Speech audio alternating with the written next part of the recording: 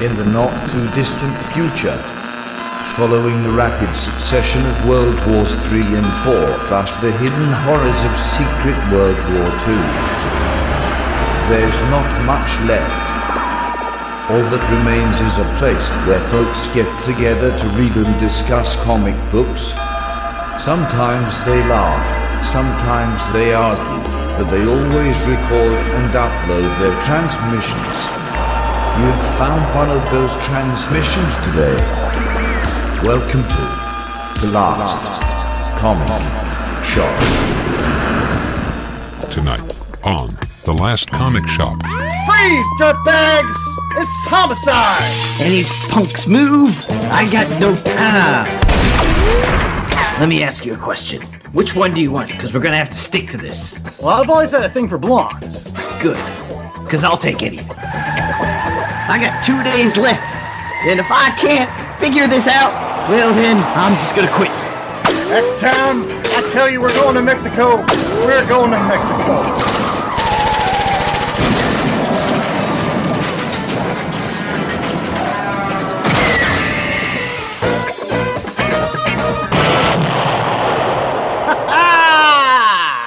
And it is now time for the Last Comic Shop, where we open the shop up to newbies in order to help them find their way under the comic book tent. And where we keep the lights on to help the oldies level up by, reading comic books and stuff. I'm the host with the most, Andy Larson. I'm joined by Jay Scott and Chad Smith, and I hope you enjoyed our Starsky and Hutch-esque beginning, as it's all about crime comics this week, as we're covering a fantastic one. It's Reckless by Ed Brubaker and Sean Phillips. I think it's one of your picks, Chad. I mean, you're a huge, huge fan of this particular duo. Read a lot of books by this group, right? Well, yeah. So they caught my attention way, way back when in a Wildstorm book called Sleeper, which was super awesome. And then they started the Criminal series, which has been going on for 15, 20 years now. But they've done that, Incognito, Pulp, won all the awards last year. But these guys just keep working together and keep making great stuff. And especially crime comics. I mean, some folks that listen to our program might know Ed Brubaker's name primarily because he was the author behind The Winter Soldier over there at Captain America.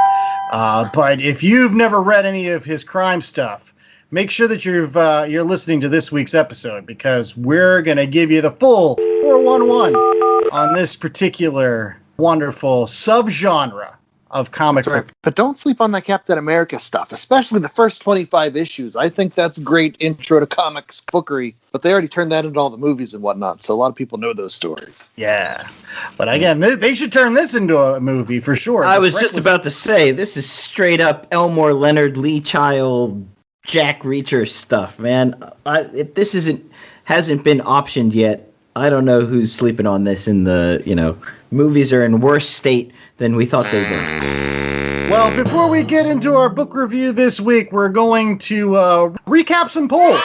As you may or may not know, and hopefully you know, every Wednesday at our Twitter page, at Last Comic Shop, our wonderful co-host, J.A. Scott, puts out a poll, which all of our fans can vote on. And it's usually tied to that particular book that we're covering that week. And we did this a couple weeks ago, in which we recapped some of those poll results. And I thought it was about time that we hit you up with some more. So I think we've got about 5 weeks. Is that correct, J.A., that we're going to be going through today? Yeah, we're going to go through 5 weeks that ran basically May and June. Right. So what was that first book? I think that was about the time we were doing Batman Universe, right? Yes. So the poll was, who is your Batman? If I'm Batman, who is your Batman? And the choices were Adam West, Michael Keaton, Christian Bale, and Ben Affleck. Much to the chagrin of many people like you, Andy, who were clamoring for a different Batman. That's true. Must be huge Twilight fans. No! I wanted the Kevin Conroy, the Batman animated series Batman. He's my Batman. He wasn't even on the list. Anyways, taking home the top honor was Christian Bale. with 31% of the vote. But as you'll notice, it is also a bit of canary in a coal mine on this one, showing you the generation of people that are voting on these polls. My personal choice was Michael Keaton on that one. I guess, begrudgingly, he is Batman. I gotta wonder whether or not that's a relevant a recency factor. Got to play a part in that. I mean, it's the Batman everybody knows, right? I won't lie, I voted for him, but I just thought, "Word of me" was like one of the most chilling lines in a Batman movie. I was actually like, yeah, I'd buy somebody saying that in a Batman. We're chilling, then some days you can't get rid of a bomb. I knew you were gonna vote for West. Get out of here. Anyways, what was our next poll? So the next one was based off of our Hawkeye Freefall review, where we threw out the best second-tier Avenger. Chad had Luke Cage, I had Namor, you had the Beast, who's an X-Men, but whatever. And then for a fourth pick, we had just somebody else, anybody but who we picked. Chad took home the win with 50% of the vote for Luke Cage. Sweet Christmas.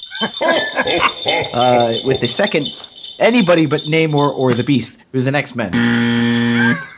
I think my favorite comment from that particular one was somebody recommended Dr. Druid, which I was all about. I was like, anytime somebody throws out Dr. Druid as a comment, I'm gonna dig that.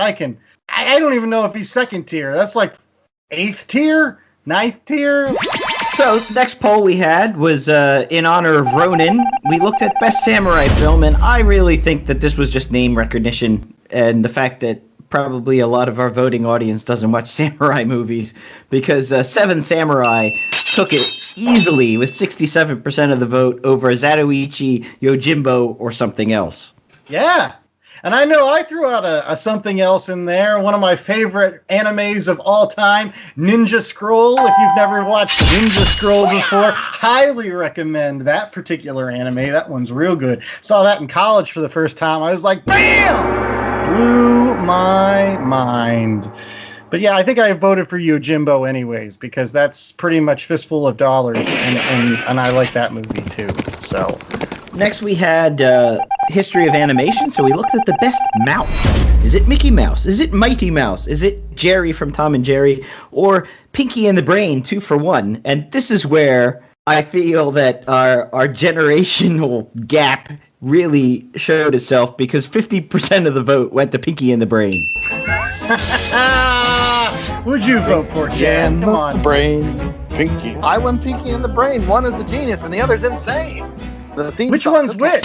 Wasn't there some sort of theory that like Pinky is the genius one and the Brain is yes? I won't lie, I picked Mickey Mouse, and I don't think it's because I picked him because of the cartoon so much as I'm a real big fan of the Mickey Mouse comic strip by Floyd Gotterson. Again, especially the black and white ones back from the 1930s. They're cool. They make Mickey Mouse actually somewhat of an interesting character.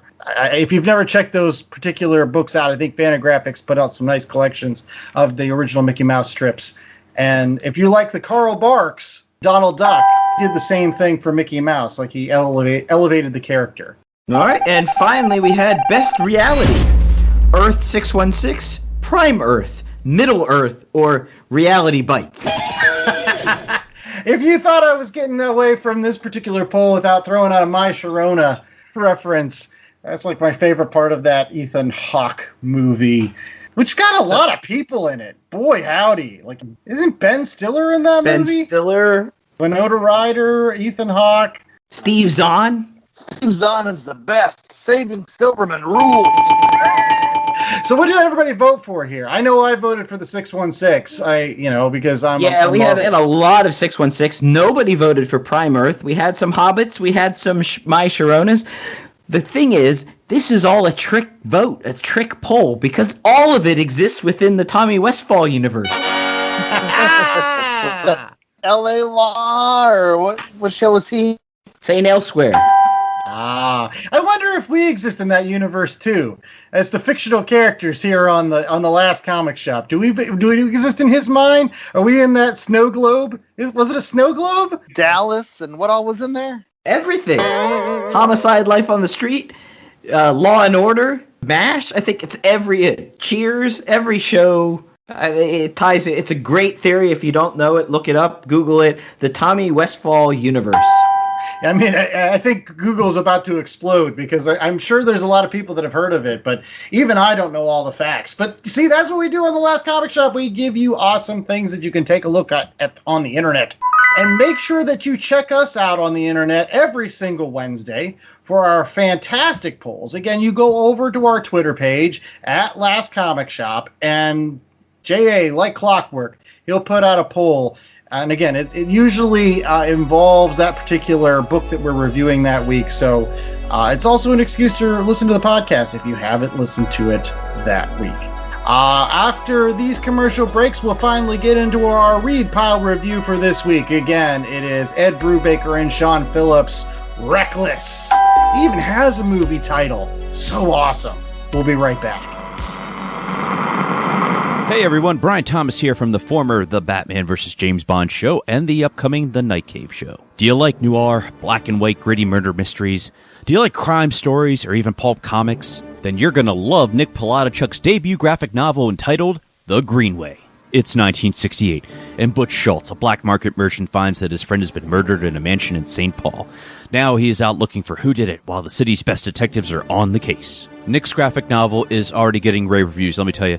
Zero Supervision Comics podcast says, a dark, intriguing story that makes you want to know more. The Glenn Thinks Stuff podcast says, it's explosive, captivating, and alluring. And actor Kyle Hester from The Chair, Zombie with a Shotgun, and Preacher 6 says, can't wait for this book. You gotta get on this. Order your copy today at Indie Planet, A New World of Comics. That's www.indieplanet.com. Hard copies and digital copies are available, and now digital copies are only $5. That's where I said it, just $5. So make sure you order yours today. All right, we're back with more of The Last Comic Shop, and it is now time for our Read Pile review. And as always, we cover awesome comic books that you should pick up at your local comic book shop, and this one is no different. Boy, I'll tell you this much, I loved it. It was a page turner. It was Reckless. Reckless! Wow, wow, wow, wow, wow, wow, wow, wow, wow, Reckless! Okay, so Reckless is one of Chad's favorites, Ed Brubaker and Sean Phillips. Ed Brubaker doing the writing, Sean Phillips with the art, with colors by Sean Phillips' son, Jacob Phillips, neither of which related to John Phillips of the Mama and the Papas. Just want to Wow, I thought you were going to go Wilson Phillips. Hold on for one more day. Who is related to That John is true. Phillips. I don't care. That song comes on the radio. I'm listening to it. I'm just going to say that. I love it. This was released in December of 2020, so relatively recently, as an original graphic novel by Image. And you can pick it up wherever you buy your fine comic books and other accessories. Oh, I like that. What kind of accessories? Well, in this case, mirrored sunglasses, a leather belt, and perhaps one or two films by Joe Don Baker. Oh. I was going to hope you were going to say a hatchet, because a hatchet plays a real important part. All right, yes. He's a hatchet man. This, I won't lie, that I have not read much Ed Brubaker, Sean Phillips, even though they have a vast comic library out there of other books that are, again, in this crime genre of the comic book medium. And I basically wanted to read it this week because Chad has been such a diehard fan that when I was like, man, I like the cover. It looks like kind of like one of those awesome like 70s Grindhouse movie posters or like those awesome paperback novels that I would love to pick up at like, used bookstores and stuff. And Chad's like, oh my God, we're going to read some Ed Brubaker and Sean Phillips. Yes! Well, no. So they are a very specific itch, but they are so good at what they do.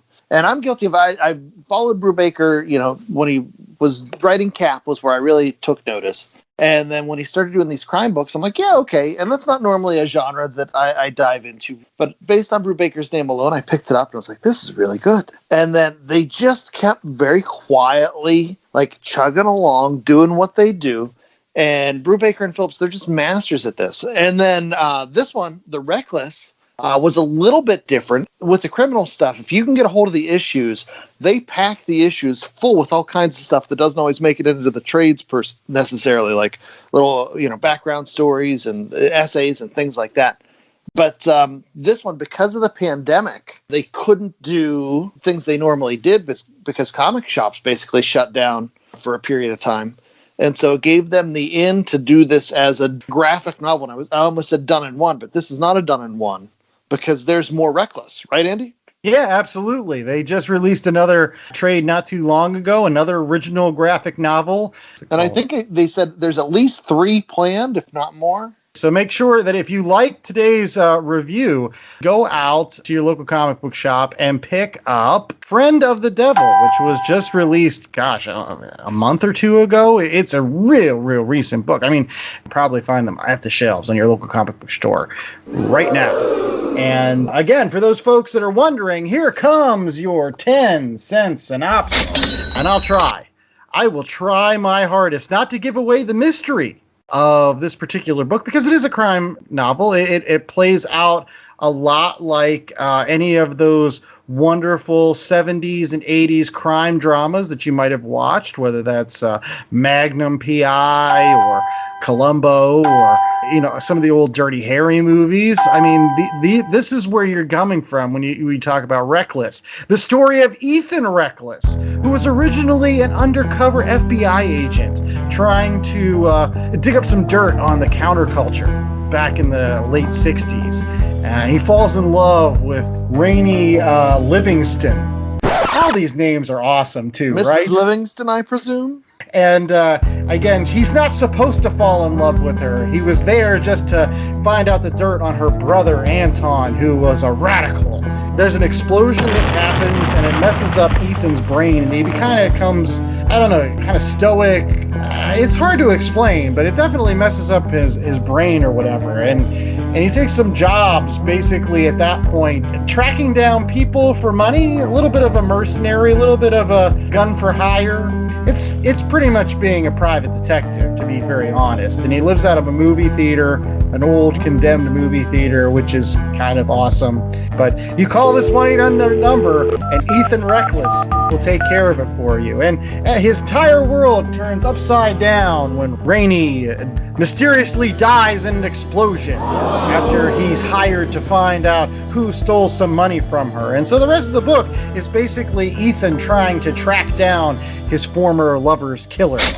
And it takes him into some seedy underbelly of the crime and drug trade and his former contacts within the FBI, and kind of keeps you guessing. And to be very honest, keeps those pages turning. Oh, man. Reckless grabs you by the scruff of the throat and doesn't let you go. Oh, yeah. You're a page in, and you're like, whoa, I'm in Noir, L.A. Yeah, I was a page in, and then I was 70 pages in. I'm like, holy shit, halfway done.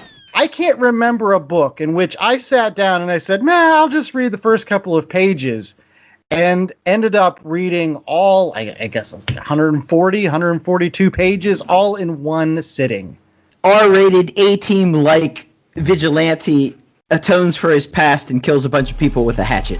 But this time, it's personal. But you gotta love all the names in this. And I think that was my favorite part too, is like everybody has an awesome name. Whether Ed Brubaker did it on purpose or not, like it was ironic for me because the names, while they were cool, like Ethan Reckless, really, so many of these characters are just tropes of like 70s and 80s detective shows. Like, okay, you had the detective, you had the dame that walks back into his life, you had the brother, you had the fuzz, and, they're all just tropes here, but they get really cool names, like Donovan Rush, which is actually Ethan's alias when he was undercover with the FBI. Nobody's named Donovan. It's a hippie name. There was a hippie singer called Donovan. Yeah, Yeah. Oh, yeah, the mellow yellow guy. And the hurly-gurly man. I think he sang that one. The hurly-gurly man. Blacklight when you need it. And it's so true. Like, nobody names their kid Donovan. That's just it. And not only that, but like, it's amazing how well the art works in this particular book. I don't know if you guys caught it, but like, I could totally believe that Ethan Reckless was played by a late 70s, early 80s Robert Redford. Like, he has that bleach blonde hair, suntanned beach look to him. He's just a tall drink of water, for sure. He's worn out just enough, but still dangerous. If they were going to make this movie today, this would definitely go to like a Josh Brolin, sort of channeling that laid-back CIA dude from the Sicario series. There you go, but more beach bums. Yeah.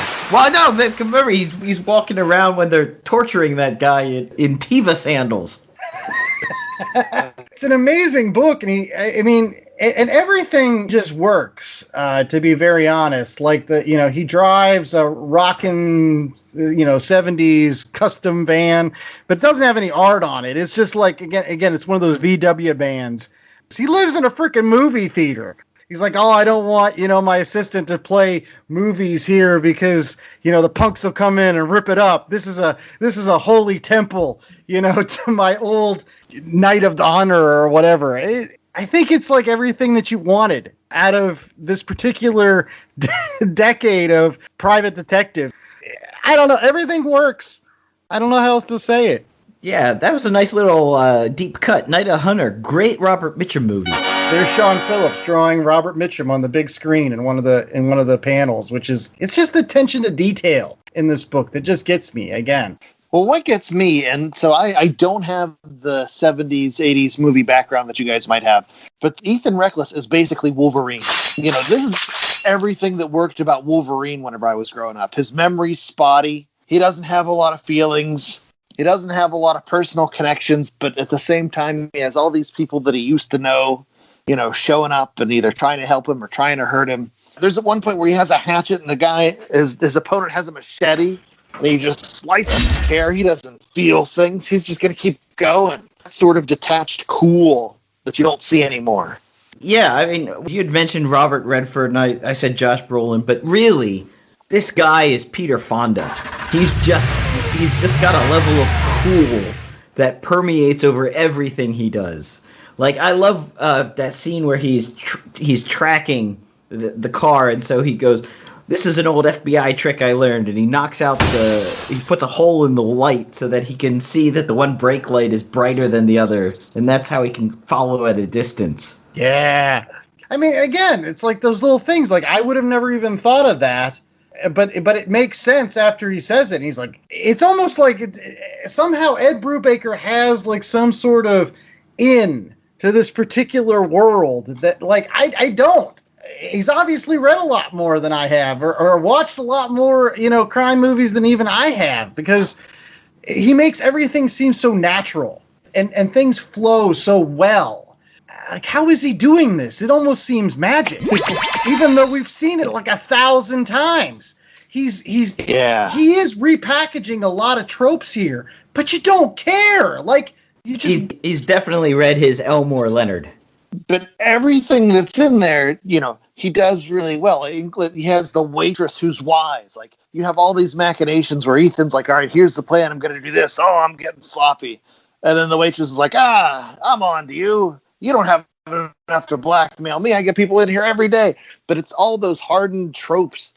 It's just so much fun to watch them pull this stuff off. And you get the scenes, where the thugs come and try to tell him to get lost because he's getting too close to the truth. So he, has to fight basically getting out of the shower or something. And he takes run him off. He takes a couple in the face. But no, he perseveres. And so, again, I keep going back to this, that, like, on our particular program, one of the things that we love to do is find comic books to bring folks into the tent. And I say this one does it in spades. If I was to recommend a comic book to somebody tomorrow that has never read a comic book, I wouldn't even go to Marvel or DC. I would recommend this because this plays like a movie. It plays like a TV show. It plays like something that is very, very familiar to pretty much a large part of the general populace. And so, like, I think that from a story perspective, from an art perspective, this wins. This wins people over into comic books because, again, I don't know if you guys agree, but I think that there's some folks out there that don't know that comics like this exist. They don't. The first thing they think of when they hear the word comics is Superman, Batman. And if it doesn't have those characters, forget it. I was going to say, I'm guilty of that too. And I've been reading comic books for way too long now. But, the comic books are built on the back, at least American comic books are built on the backs of superheroes. But for Brubaker and Phillips, when they go and do these crime books, which you've been missing the boat for the last 15 years with Criminal, where they take all these same elements and build an entire world out of them. You follow this family, through generations, like one chapter after the other. They're all different enough that they're all self-contained, but it's one story that progresses. And like I said, while it's not high art what they're doing, like this is definitely reminiscent of those old school pulp novels and those old detective shows, but at the same time, they're so masterful in the craft. They just do this all the time. Brubaker and Phillips, they churn these out year after year after year on a consistent basis. It's almost unfair to superhero comics that they can do this well. Yeah, it is true. I mean, the problem with, for those folks that may not know, crime comics were massively popular back in the day. Before the 1950s, when there was the crackdown on comics as being quote-unquote un-American and destroying our youth, and the seduction of the innocent that a lot of people might know, crime comics were a massive part of the comic book landscape. That, along with things like, war comics and romance comics and horror comics and sci-fi comics, superheroes actually played a very, very small part. And they actually kind of had to retreat into superheroes as a way of telling stories after the seduction of the innocent, because it was the way to play safe, as opposed to places like Europe where these kind of things continue to go for many, many years and grow and develop. But yeah, it's wonderful to see folks like Brubaker and Phillips bring back what is honestly a very, very important part of the comic book, backstory, and a very important genre in that regard. With books like this, it's almost hard to talk about just because it's so well done. The way they play with the mood, the way they play with the characterization and the desperation. And it's just so cool. Like, everything is so damn cool. The guy lives in a movie theater. He has a 1-800 number. He's like Wolverine, but a regular human. Everything is so goddamn cool in this book. To echo Chad, he is just cool. He's got the leather bracelet. He drives the two-tone Dodge. He surfs. He spent a whole year surfing. He made some money on a deal and just spent a year surfing till he had to get some work again.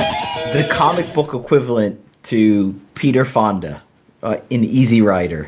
Living the dream of, like, post-Vietnam guy, doesn't want any responsibility. Yeah. And he's doing the things that Batman wouldn't do.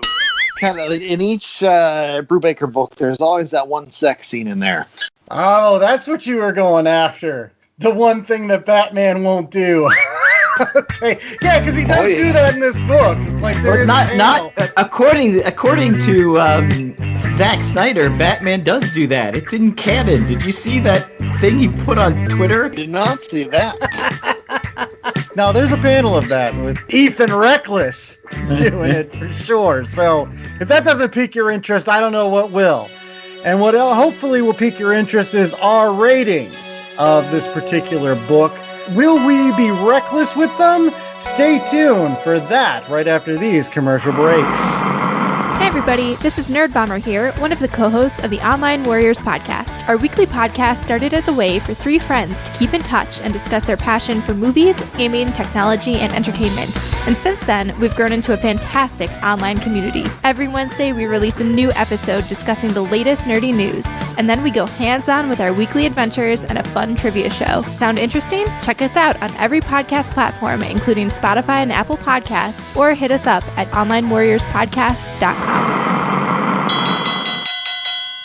Ladies and gentlemen, a battle for your entertainment. In this corner, Mike, the Fanboy Hall! Hi, I'm Mike. And his opponent, Jim, the Hater Harris! Hi there, I'm Jim, Our podcast is The Fanboy and the Hater, where we discuss the best and worst in movies TV. and pop culture, We are available on all major podcast platforms. including Apple Podcasts, Google Play Music, Stitcher, and many more. Join us while we argue about the things that we love. Like Star Wars, superheroes, and science fiction. So tune in to The Fanboy and the Hater, and Let's get ready to nerd fight! All right, we're back with more of The Last Comic Shop, and it is now time for our ratings, where it would be a crime if we didn't give you a 1 out of 4 scale for our particular comic that we're reviewing. And again, Ed Brubaker, Sean Phillips, even though we gushed for gosh knows like 20 minutes about this book already, we're going to do the formality of actually giving it a formal rating. So, J.A., as always, you like to give us with an interesting way to rate our book every single week. So, what are we rating Reckless? Oh, this is just a beautiful throwback to those pulp magazines and comics from the 40s and the 50s and that genre. So we're going to do it. We're going to 1 out of 4 pulp magazines. Accent on pulp. So, orange juice. Stuff that contains pulp. It'll be fine. Good luck with that sounder. Well, that was what you got. So I hope you enjoyed it. Any case, I hope you enjoy Chad Smith. He's going to give us his rating first. So pulp magazines, Chad, 1 out of 4. How many do you give in Reckless? Oh, this is definitely four magazines. I said it before. This is simultaneously like trashy art, but it's done so well. You can't help but give them full credit on all fronts, from the script to the cool characters to the colors, even everything about this book. The art, everything is so cool. I love it. 4 out of 4. All right, J.A., your rating? Yeah, I'm going to echo Chad. It's 4 out of 4 pulp magazines. And something that Chad mentioned, but I don't think we nearly talked enough about, is the beautiful coloring by Jacob Phillips. It has this painterly quality. It's not in the lines. It goes over. It's splash dash. There's some great scenes, like where he's recounting how he dropped LSD, and it's all psychedelic and oranges and reds, and then other times it's very gray and minimal. That it really captures the scene of that, like looking at faded out, exploitation flick from the 70s in a dime store theater. Well, I got to agree. I think this is the first time in quite a while that we're all giving this book a 4 out of 4. So yeah, and again, as I mentioned earlier, in the fact that on The Last Comic Shop, one of the things I love is bringing folks into the comic book tent that may not be interested in comic books because they're just not interested in superheroes. Here you go, folks. Go pick up Reckless by Ed Brubaker and Sean Phillips, and it will open your eyes to what I've been telling you all this time, which there's a comic book for everyone. You don't have to like the Incredible Hulk to like comic books. If you like crime mysteries, if you like noir stuff, and even just kind of throwbacks to retro 70s, 80s kitsch, then Reckless is going to be right up your alley. And it is good summer reading. Like, that's the other thing. Like, this is a perfect book to take out on that beach this summer. You know, you can pick it up, you can put it down. A lot of the pages are sometimes full-page spreads. I think there's even one of basically Ethan Reckless just putting fuel into his car, which still makes that look cool. If that says enough about how awesome this book is, if somebody filling up their gas tank still makes for an interesting, dynamic scene, then kudos to this creative team. And I won't lie that if you think for a second that I'm not going to run out tomorrow and pick up some of the other books that this particular team has made over the years, you're crazy.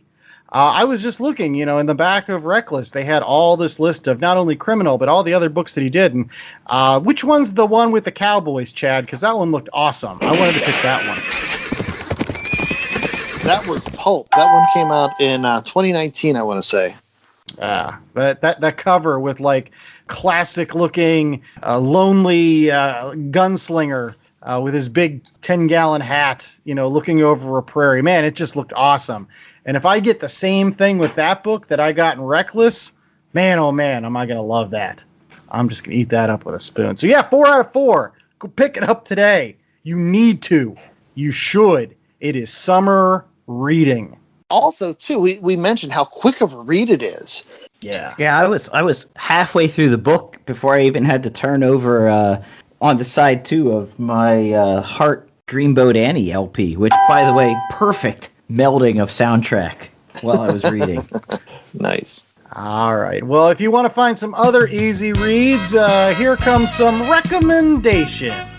As always on The Last Comic Shop, we like to give you other comic books that you can pick up at your local comic book store, in addition to Reckless by Sean Phillips and Ed Brubaker. Yep, we like to offer you something similar, something recent, and something maybe a bit out of left field to spark your reading habits. And I believe, Chad, you have the something similar this week. Yeah, we've talked about it before, but my recommendation is Criminal. All of Criminal. It's been coming out since 2006. It's by Ed Brubaker and Sean Phillips. They have a variety of colorists they bring on along the way. But the cool thing about Criminals, not only are they really badass crime stories, there are also elements of Criminal that are homages to other genres of the 70s. For example, The Last of the Innocent is almost like an Archie comic. And so you have pages that are drawn in an Archie comic style. There was one point with Criminal where they released a magazine similar to the old Shang-Chi magazines of the 70s. And they do that stuff all the time. But if you see Ed Brubaker and Sean Phillips, each different arc, while it is part of one contained story, you can read each individual trade on its own. It's still going to make sense. It's still going to be awesome. But there's something, if you're into those crime books, you know, they always have that little bit extra, whether it's the Archie homage, whether it's the Shang-Chi homage, or whether it's just really badass crime books. You can't go wrong with Criminal. The only crime with Criminal is that it's not a series yet on your Netflixes or your Amazons or whatever, because that should definitely be a thing. All right. And I'm going to go up next with our kind of out of left field pick for this week. But I think it actually fits very well. I know that on some of the previous shows, we've talked a lot about a particular artist named Alex Toth. I recommended a book a couple months ago by him when he did a crime comic called Torpedo, which is all about Prohibition era gangsters. But there's a fantastic collection of Alex Toth's work from the pages of the classic horror magazine Creepy and Eerie. The actual book is called Creepy, The Best of Alex Toth. It is just some absolutely wonderful, wonderful stuff. For those folks that may not know much about Alex Toth, you may know him as the guy that came up with the visual design of the Hanna-Barbera superhero Space Ghost. So if you've ever watched any of the old cartoons or even Space Ghost Coast to Coast, Alex Toth's the guy that came up with what Space Ghost looked like. And to see him actually do these kind of horror and crime-related comic books, very dark, even sci-fi, that fill the pages of creepy and eerie. It's just eye-opening as to the kind of depth that this particular artist had. And there are some really, really wonderful stories in here, written by some really great folks as well.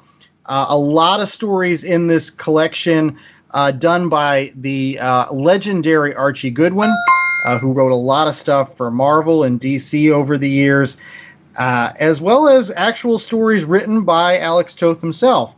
And I think one of my favorite ones in this particular volume is a story called Phantom of Pleasure Island. And don't let that name fool you. It's actually just a straight-up crime noir story in which Alex Toth makes the main character, this private detective, look like Humphrey Bogart in every single scene.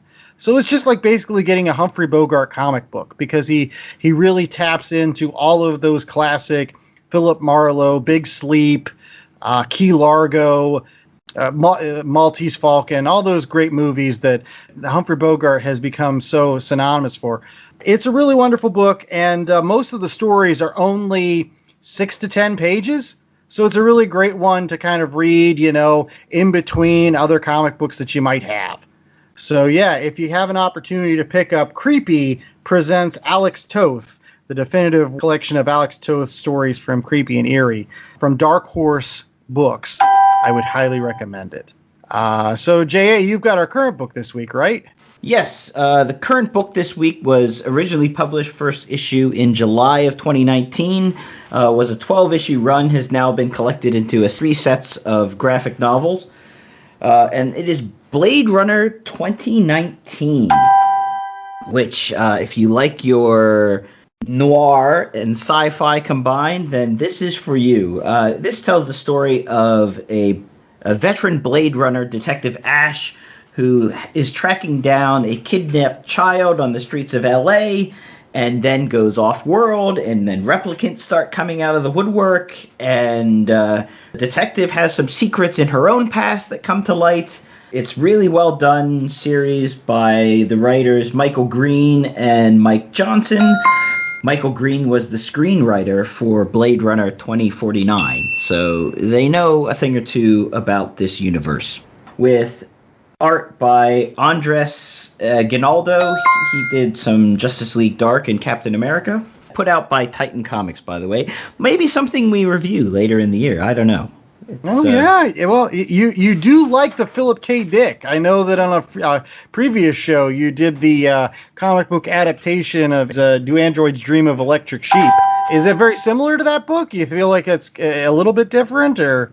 Well, it's more taking off of the Ridley Scott movie adaptation of the Philip K. Dick story, so it's following along with what Ridley Scott did in the original Harrison Ford movie and then the subsequent sequel to that. But, obviously they all draw direct lineage from the original novel, so...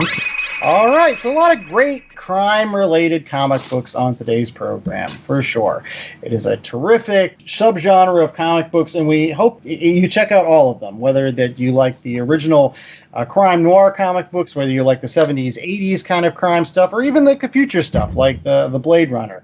It's all wonderful stuff. And if you like us covering these kind of programs, make sure that you rate, review, and subscribe on all of your favorite podcatching platforms, such as Apple Podcasts, Google Play, Spotify, Pandora, iHeartRadio, CastBox, etc. And you can also find us on social media to continue the conversation. On Twitter and Instagram, we're at Last Comic Shop. On the web, we're at www.lastcomicshoppodcast.com. And on Facebook, even, it's Last Comic Shop Podcast. And if you like the show, make sure that you help us out by leaving a 5-star review and your comments. Man, we love to hear from our fans out there. So if there was anything in this particular program that caught you, whether it's you have some recommendations for awesome crime-related comic books or other things that Ed Brubaker has written or maybe even Sean Phillips have drawn, make sure that you leave them. You can find us on that social media. You can leave us those comments, and we'll be definitely looking out for them. And after rating and following and whatnot, what else can folks get on that tremendous website, J.A.? Well, they can get some fantastic board shorts this week at our merchandise site. That's right. The perfect thing to go surfing after a day of killing people with an axe. Just get your board shorts on. That's right. We've got t-shirts, we've got sweatshirts, we've got beer koozies, and the aforementioned surfing paraphernalia. Good. One place where you probably won't find your surfing paraphernalia, but you might find copies of Reckless. You might find copies of things like Blade Runner or Criminal or Creepy Presents is your local comic shop. While we might be the last comic shop podcast, we don't want to actually be the last comic shop, so it's important for you to support those places. And if you're not sure where your local comic shop might be, or if you're looking for a different one, you could go to the Comic Shop Locator, www.comicshoplocator.com, and find some cool stuff, crime-related or otherwise. And until next week, I'm the host with the most, Andy Larson, and I was joined by J.A. Scott and Chad Smith. And remember to stay safe, stay sheltered, and remember it would be criminal to enlist next week's show. And if you do, we'll have to get one of those private detectives after you. Guys, well, who's your favorite private detective from the 70s, 80s? I'd go with Hunter. Fred Dryer? All night. Fred Dryer, baby. He used to be a football player. Me, I'll go Starsky and Hutch just because they had that video game in 2000s where you could drive and shoot. Not just drive, not just shoot, drive and shoot. All right, I gotta say Hardcastle and McCormick, because come on, who doesn't want to be awesome like Hardcastle? I'm surprised he didn't show up in this Reckless book. That's another awesome name, Hardcastle. Drive! Driving like the demon that drives your dreams.